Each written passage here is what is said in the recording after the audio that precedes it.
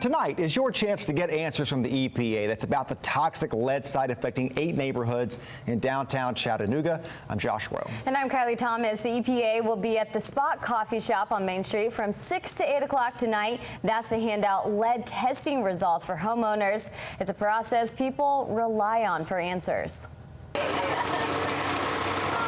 Chattanooga's dirty past is still affecting families today.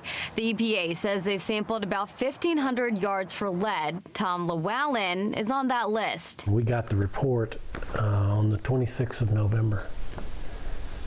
So we were encouraged just to get that, and it gave us our level, which was more than what we had originally been told when we called the office in Atlanta. Tom says their Highland Park yard was sampled in April. 7 months later, the EPA sent them their results. 856 parts per million. That's 2.5 times the benchmark for necessary cleanup. I want to do some work on my yard, but I'm kind of frozen right now. According to the EPA, 135 properties have been cleaned up so far. The main priority is homes with children due to the threat lead exposure can have at an early age. Lead can actually cause damage to your nervous system, and that can have lasting, impact on a child. Doctors say lead exposure can lead to learning disabilities, ADHD, and even a lower IQ. The EPA expects they have more than 1,000 properties that will require new soil. That's due to toxic lead in the current yard. We have no idea